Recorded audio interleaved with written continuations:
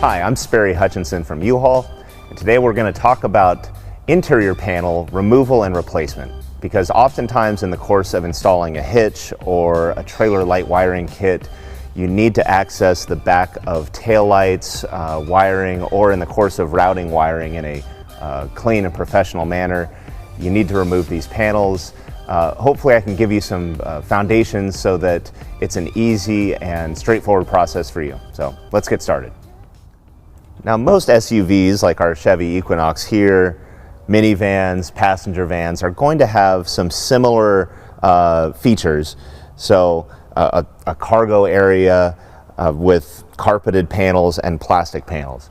And so typically our first thing will be to lift the spare tire cover, and that's going to allow us to then sort of look at what we've got first to do is, in this instance, remove this sill panel, scuff panel, tread plate, threshold, any number of names for this. And in looking at it, if you notice there's no visible fasteners, it's often a clue that that panel is simply snapped in place, and you can find a place to get your hands under it. Simply give it a good pull, and there you see evidence of 4 points where it's just snapped into the vehicle's body, easily removed. Now, some vehicles are going to have access panels built into the rear quarter panels or into the trunk panels that are going to allow really easy access. They'll be pretty evident. Simply opening these panels up and looking and reaching behind will give you all the access you need. Again, on some vehicles you'll have these panels and they won't be of any use for the wiring that you're trying to reach or route, and you'll need to remove the panels anyway. In that case, you can leave those doors in place. Okay, another item you'll often find in the back of SUVs, minivans, and more often passenger cars these days are 12-volt accessory ports. So here we have a charging point or a 12-volt power source. It looks like a fastener, it's not. It's just a cosmetic cover over a power point. You don't have to worry about removing those. It'll come with the panel. There will be some wiring behind that, so just be aware of that wiring as you remove those panels. Now, also typical in SUVs and vans will be some tie-down points. So those are often anchored through these lower rear quarter panels. And as in the case here, we've got a cosmetic cover that, again, will simply remove, often by hand. If it's a little tricky, take a little pry at it with either a small screwdriver, being careful not to mar the material, or even better is a nylon or plastic tool. And this gets us access to larger bolts, washers, fasteners that we can easily remove. Okay, with our hardware exposed, we can remove that. In this case, we've got a T40 Torx bit that will loosen and remove.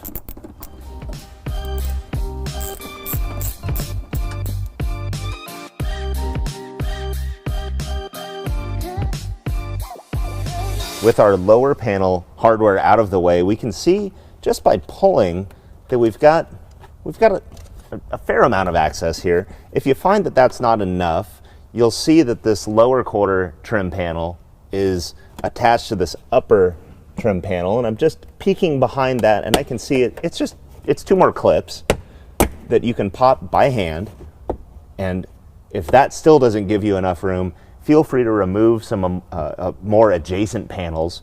And in this instance, I can see again, I've got a cosmetic cover that is pretty snug fitting. I can't remove it by just using my hands or my fingernails, so I'm going to use a little plastic or nylon trim removal tool.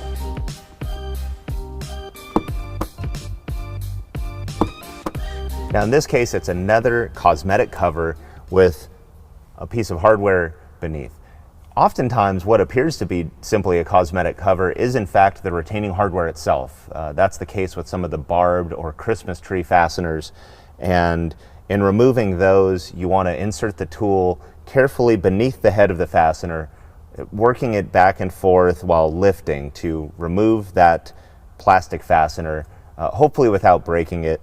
If it does break in the course of removal, don't worry, we've got an easy repair kit in stock with additional OEM type trim hardware retention. parts and pieces available. Now, SUVs, vans are all going to have very similar arrangements with these plastic panels, while passenger cars, typically in their cargo areas such as the trunk or the rear of a station wagon, will have a soft material, a molded matting of sorts that will have the soft nylon push type retainers, whether it's a single stage barbed fastener that needs to be pried or a two-stage fastener where we make a quarter turn, remove the center of the fastener, and then pry the secondary fastener loose to gain access behind those panels. Again, it's a very straightforward, simple affair. Okay, with removal duties handled, it's then a matter of being able to put everything back as though you were never there. And with clips, this is easy. You're simply pressing and pushing, making sure your clips are aligned, putting things back in place until you hear them click or feel them snap into place. In this case, we also have a bit of weather stripping. This will often have a little bit of a lip or a return that you need to make sure is over a flange at the edge of these trim panels. So be kind of aware of how things appeared when you receive the vehicle, or look around at other edges so you can tell if a lip is intended to go over or under the panels that you just removed.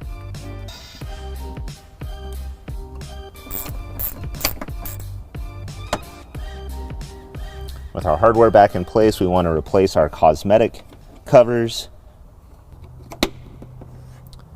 And then we can turn our attention to replacing our sill plate. And again, it's worth just taking your time and looking and making sure that your trim clips, door catch, everything is aligned. And then just giving it a good